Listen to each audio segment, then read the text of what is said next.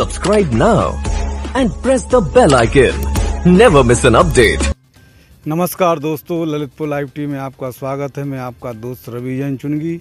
Lalitpur live TV के माध्यम से हम आज एक ऐसी शख्सियत से परिचय कराएंगे, रूबरू कराएंगे जो बुंदेलखंड की शान शेरे बुंदेलखंड के नाम से ख्याति प्राप्त हैं, जिन्होंने गांव की न्याय पंचायत से लेकर संसद तक की यात्रा का सफ़र राजनीतिक और सामाजिक स्तर से किया है और वह किसी भी प्रतिष्ठा के पहचान के मोहताज नहीं है, बल्कि उनके नाम से जिसका नाम जुड़ता है उसकी पहचान कायम होती है। ऐसे शेरे बुंदेलखंड कुंवर सुजान सिंह बुंदेला जो पूर्व सांसद हैं और उन्होंने राजनीति के सफ़र के साथ साथ सामाजिक सफ़र बेहतर और बेहतरीन किया है। समाज किसी भी धर्म का समाज का आयोजन हो, उनका योगदान उस आयोजन में ना हो, ऐसा उस आयोजन की सफलता का राज नहीं हो सकता है। किसने ही पंचकन्या विवाह कराकर या किसी तरह की कार्यक्रमों में उनकी भागीदारी को देखते ही बनता था। और आज कुंवर सुजान सिंह बुंदेला शेरे बुंदेलखंड जिस तरह आश्वस्त हैं, उस आश्वस्त की चर्चा जब बुंदेलखंड में सोशल मीडिया के माध्यम से समय समय पर पहुंची तो उन्हें देखने वालों का तांता उनके सिविलनान स्थित गढ़ी, बुंदेलखंड में गढ़ी शब्द कहा जाता, वैसे महानगरों में हवेली कहा जाता। हवेली और गढ़ी में आने वालों का तांता लगा है। विशाल प्रांगण में बीच मैदान में कुंवर सुजान सिंह बुंदेला खटिया पर विराजमान हैं और उनका स्वास्थ्य और चिकित्सा की सलाहों पर उपचार के उपरांत जो चिकित्सकों ने उन्हें उपचार के लिए सलाह दी वह स्वास्थ्य लाभ ले रहे हैं।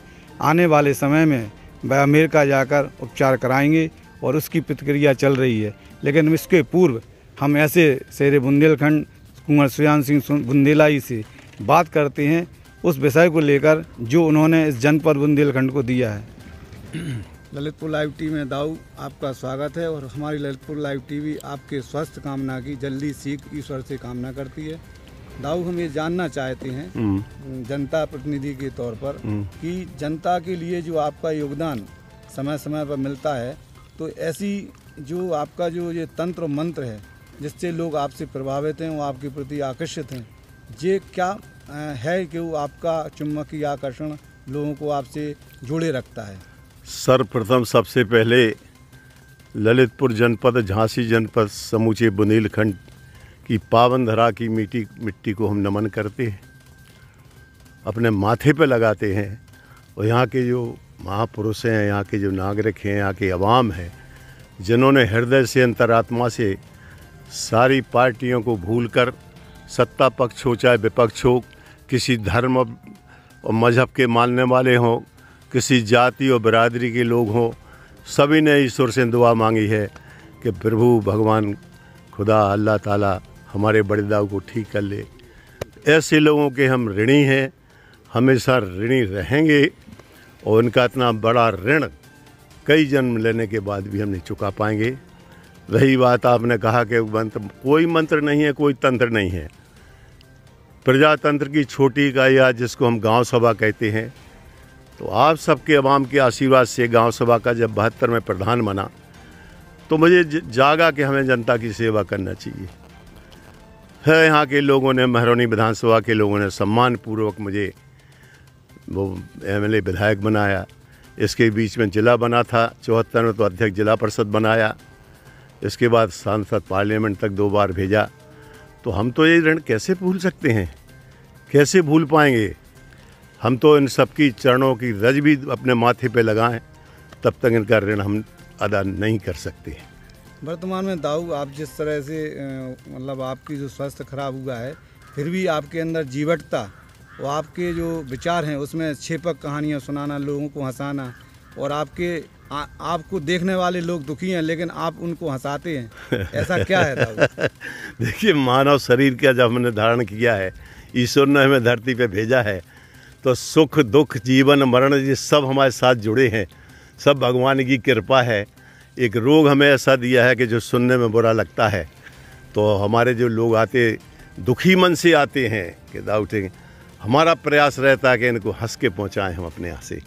तो ये प्रयास हमारा होता है और भगवान की कृपा, आप सबकी दुआएं, आप सबका आशीर्वाद जिससे लगा है हमारे लिए। इतने बड़े रोग के बाद भी आप लोगों के बीच में हम बैठे हैं और हम आप सबको प्रणाम करते हैं, पूरे प्रेस को, पत्रकार को, आवाम को, सबको भगवान करेगा कि फिर से हम दिखाने जा रहे हैं बाहर, क्योंकि चौथे स्टेज का जो कैंसर है तो अच्छा इलाज कैंसर का बाहर ही होता है। यहाँ भी अच्छे डॉक्टर हैं, कर रहे हैं, तो वहाँ से ठीक हो के प्रभु की कृपा इतनी बने रहे कि हम घर घर, गांव गांव, द्वार द्वार, गली गली, कूचे कूचे, नगर नगर, डगर डगर जाके सबसे केवल इतने कार्यकाल की माफ़ी मांगे कि कोई भूल चूक हो गई है तो हमें माफ़ कर देना भाई। दाऊ, आपके राजनीतिक और सामाजिक जीवन के सफ़र में ललितपुर जनपद के, चूँकि आप डोंगरा गांव के जन्मे हो और निवासी हैं ललितपुर के, तो ऐसा कोई आपको कमी खलती है जो आज इस जनपद में किसी विकास परियोजना का अभाव हो? नहीं नहीं, ऐसा है कि सुजान सिंह बुंदेला का जन्म हुआ था झांसी जिले के डोंगरा कलां ग्राम में।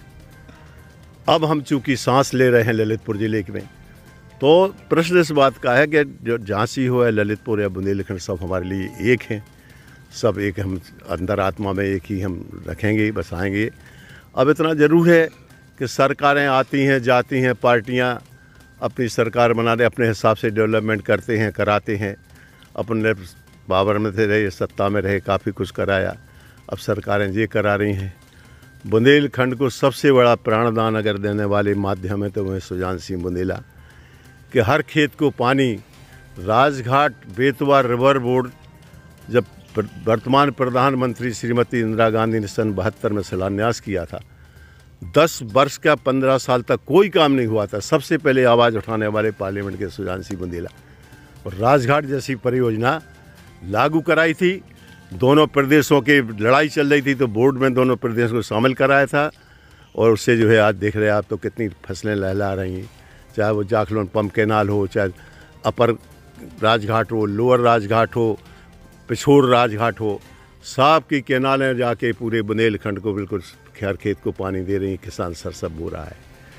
तो इससे ये भगवान ने कहाँ से कहा था कि लड़ाई तुम्हें लड़ना है, और लड़के आज कारगर सिद्ध होकर बताई हमने। उस समय का स्मरण जनता याद करती है जब माननीय प्रधानमंत्री रही इंदिरा गांधी जी, जब ललितपुर आगमन हुआ था, दाऊ आपके पूज्य पिता ने उन्हें थैली भेंट की थी। उस समय का क्षण बड़ा ही स्मरणीय था। इस समय असल में बदलता रहता है। इंदिरा जी जब चुनाव जीती, सत्ता में आई, प्रधानमंत्री बनी, उसी समय रायबरेली से चुनाव लड़ते थे सोशलिस्ट पार्टी से श्री राजनारायण सिंह जी। उन्होंने हाई कोर्ट में उसको चैलेंज किया। चैलेंज पे जस्टिस सिन्हा जो वहाँ बैठे थे, उन्होंने इंदिरा जी का चुनाव अवैध घोषित कर दिया।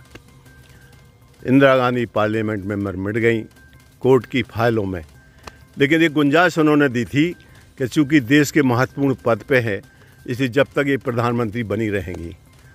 रहीं आगे वैधानिक व्यवस्था है, सुप्रीम कोर्ट तक जीत गई। लेकिन उस बीच में जो विरोधी पक्ष सारे जब एक हो गए थे, यहाँ तक कि बाबू जयप्रकाश नारायण जी, हम बड़ी इज्जत करते हैं उनकी, उनके साथ मिलकर सबने एक जनता पार्टी बनाई। तो सन 25 जून सन 1976 को 25 जून 1976 को जब देखा कि देश में अराजकता फैलती जा रही है, विरोध पक्ष काफ़ी, चक्का जाम, George Fernandes railway men's union का उस समय अध्यक्ष थे, और उन्होंने चक्का जाम का आदेश किया। पूरे भारतवर्ष की ट्रेनें रुक गईं। अगर कोई जीरोन में खड़ी है तो कोई देलवारे में खड़ी, एक बूंद पानी प्यास से तड़प रहे थे लोग। तो उस समय ऐसे आड़े वक्त में इंदिरा जी, बच्चे स्कूल नहीं जा रहे, कचहरी में वकील हड़ताल कर रहे हैं, चारों तरफ गुंडागर्दी वर्जी, सारा विरोध पक्ष सत्ता के खिलाफ हो गया था। उतना इंतजार नहीं किया जब हाई कोर्ट ने कह दिया है कि इंदिरा जी आगे अपील करें, अपनी वो करें, उन्होंने कोई इंतजार नहीं किया।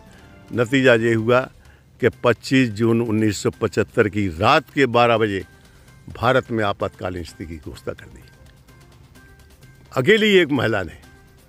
और पूरे देश में, देश दूसरे दिन चलने लगा, ट्रेनें आगे बढ़ने लगीं, छात्र स्कूल जाने लगे, वकील मास्टर पढ़ाने लगे, सब हर आदमी अपने अपने काम पे लग गया।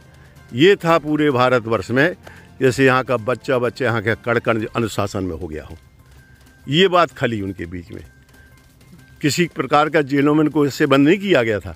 सवाल ये था कि बाहर रह के जो जेल में भी बिल्कुल 5 स्टार होटल जैसी व्यवस्था थी इन लोगों को, लेकिन वहीं उनने अंदर बना के आखिर इंदिरा जी की सरकार को गिरा दी। आपने 77 में, तो 77 में जब इंदिरा गांधी ऐसे समय में आई थी घर पे, जब वो सत्ता में नहीं थी, तब उन्होंने कहा कि हमारे लिए घर चलाने को वो नहीं। तब पिताजी ने जो है कहा था कि 1 क्लर्क की तनख्वाह हम देंगे, ये ऐसी देते चले जाए। वर्तमान में दाऊ आपने जो उम्र के अंतर्गत आप हैं उसके अंतर्गत जो राजनीति का सफ़र किया, उस सफ़र में आपने सब उठापटक राजनीति की देखी और सामाजिक सरोकार भी देखा।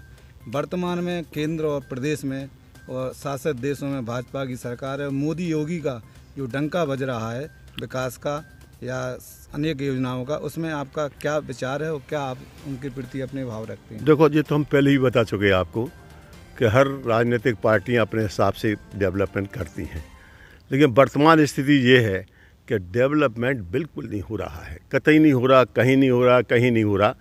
केवल अब आगे चल के अगर इस तरह की सरकारें रहेंगी तो 2 हिस्सों में देश की जनता बढ़ जाएगी। इस हिस्से में एक तो होगा बहुत बड़ा आदमी या होगा बहुत गरीब आदमी, और गरीब वो इसलिए रखेंगे कि उनके यहाँ मजदूरी कौन करेगा। बीच का आदमी बिल्कुल समाप्त कर दिया जाएगा, जिस तरह से किसानों के साथ हो रहा है, जिस तरह से सारा ये व्यवस्था जिस सरकार लाएगी, जिसको भारत कभी स्वीकार ना करेगा, ना करना चाहिए भारत को, देश को। अभी आप सुन रहे थे हमारे कुंवर सुजान सिंह बुंदेला, पूर्व सांसद। रोग कोई भी हो, लेकिन उनकी जीवटता उनको जीवंत बनाए हुए है, उनके विचार जीवंत हैं और जीवंतता के उदाहरण हैं। दाऊ सुजान सिंह बुंदेला के अंदर जो जज्बा है, जो जवाब देने का तरीका है, जो जहर करने की कला है, वह राजनीतिक कौशल के अंतर्गत हर किसी के व्यक्ति में नहीं होती है। उनका व्यक्तित्व ही उनकी पहचान है और उनके व्यक्तित्व को पहचान को लेकर आज आप देख सकते हैं कि उनकी उस गढ़ी के प्रांगण में अनेक लोगों का तांता लगा हुआ है। लोग आते हैं दुखी मन से, लेकिन उनके विचारों को, उनके छेपक कहानियों को सुनकर अनेक प्रकार की पंचतंत्र की कहानियाँ, छेपक कहानियाँ, अनेक प्रकार के राजनीतिक जीवन के संस्करण व उदाहरण के तौर पर जब पेश करते हैं तो चेहरे पर मुस्कान आ जाती है। और जब उनके मिलने वाले के चेहरे पर मुस्कान दाऊ जब देखते हैं तो उनका रोग का दर्द कम होता है और रोग दूर भाग जाता है। लेकिन उपचार अभी बना हुआ है और वो अमेरिका जा रहे हैं। मैं कुछ ऐसे ही लोगों से बात करूंगा जो उनको देखने के लिए आए हैं। हमारे साथ हैं किसान नेता कुंवर गजेंद्र सिंह बुंदेला। आपका दाऊ के प्रति क्या मन है और क्या विचार हैं? बचपन से हम बहुत छोटे थे, जब से हमने जो भी सीखा है आदर्श, हमारे पिता से भी बुजुर्ग हैं, साथी हैं, और जो भी हमने कुछ सीखा है, जो भी आज किसान सेवा या जन सेवा जिस रूप में हम जा रहे हैं, वो आदर्श हमने माननीय दत्ताजी साहब सुजान सिंह बुंदेला जी से ही लिए हैं। उनके आदर्शों पे, नीति पे और धर्म पे और जातिगत नहीं, सिर्फ नीतिगत तरीके से जनता के बीच आज हम उस सेवा उतर रहे हैं। और उनके प्रति समस्त हमारे जनपद बुंदेलखंड और प्रदेश के सभी लोगों की ईश्वर से प्रार्थना है कि अति शीघ्र स्वस्थ हों और फिट हों। हम लोगों के ऊपर उनका मार्गदर्शन और छाया और आशीर्वाद बना रहे। कहाँ से आए हो दादा? हम शहरी समाज के चलत देखें। अच्छा, शहरी से दाऊ को देखने को आए? दाऊ के देखने के लिए हमारा पूरा परिवार आते हैं, हम भी आते हैं, कम से 20 बार देख चुके। क्या भाव हैं आपके दाऊ? हमारे भाव जी हैं पूरे आदिवासी इनका भाव है, जो हमने चर्चा करी पूरे जिला के अंदर। तो दाऊ के लाने हर आदमी आ रहा है। हमारी समाज का जो बड़ापन दिया है शहरी समाज को, सिर्फ दाऊ साहब ने दिया है, और तो कोई जानते नहीं है। अभी की सरकार जितनी भी आ रही तो सरकार का क्या हो रहा है, कोई काम ही नहीं हो रहा। मुस्लिम समाज के नेता या सामाजिक कार्यकर्ता, क्या है आपका दाऊ के प्रति? हमारे 2 पीढ़ी से दाऊ से संबंध है। हमारे दाऊ के जो जब से तबीयत उनकी ख़राब हुई है, सभी लोग, हमारे पूरे परिवार के, समाज के लोग उनकी स्वास्थ्य के लिए दुआएं कर रहे हैं। और आगे भी हमारे ऊपर अल्लाह से ये दुआ है कि दाऊ जल्दी से जल्दी ठीक हो जाए और हमारा मार्गदर्शन करती रहे। तो जिस तरह दाऊ के प्रति लोगों का रुझान है, प्रभु से कामना है, ईश्वर से कामना है, सब मजहब के लोग यहाँ आ रहे हैं और सुबह से शाम तक गढ़ी के इस प्रांगण में तांता लगा रहता है। तो मैं और भी बात कर रहा हूँ, हमारे साथ जुड़े हैं। हमारे हम यहीं से आए देखने, दाऊ जल्दी स्वस्थ हों, जल्दी लौटें और फिर भी जल्दी पूरे काम स्टार्ट हों। दाऊ के बगैर हम लोग बड़े चिंतित हैं बहुत। चिंतन करने वाले के चेहरे पर और माथे की लकीरों पर चिंता का विषय बन चुका है। उपचार के लिए दाऊ रवाना होंगे कुछ समय बाद अमेरिका, और सभी की एक ही भाव है, एक ही कामना है कि वह जल्दी स्वस्थ होकर लौटें और बुंदेलखंड की राजनीति और सामाजिक नीति में उनका योगदान हो।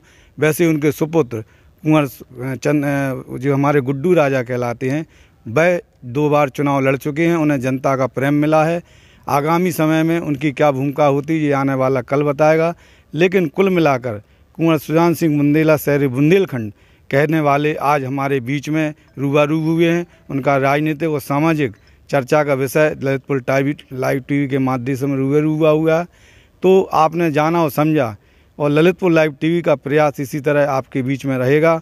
हम ऐसी हस्ती और व्यक्तित्व से आपका परिचय कराएंगे और ललितपुर के माध्यम से और ललितपुर लाइव टीवी की पूरी टीम, प्रेस क्लब ललितपुर और समूचा मीडिया मंडल जनपद ललितपुर और बुंदेलखंड का यही कामना करता है जनता की तरफ से कि दाऊ स्वस्थ हों, शीघ्र ही इस मैदान में उसी तरह शेरे बुंदेलखंड की तरह वह अपनी रन दौड़ें और लोगों को भी हंसाते मुस्कुराते हुए देखें और सब लोग उनको भी हंसते हुए देखें।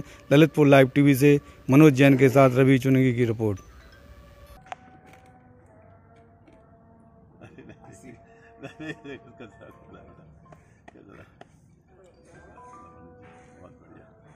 बहुत खुशी हुई आपसे, बहुत खुशी हुई, बहुत खुशी, बहुत खुशी हुई। प्रयास था कि जनता को संदेश देना। अरे आप सबकी दुआओं की वजह से आपके बीच में बैठे हैं, वरना क्या है आपका दबा कैसे। Subscribe now and press the bell icon. Never miss an update.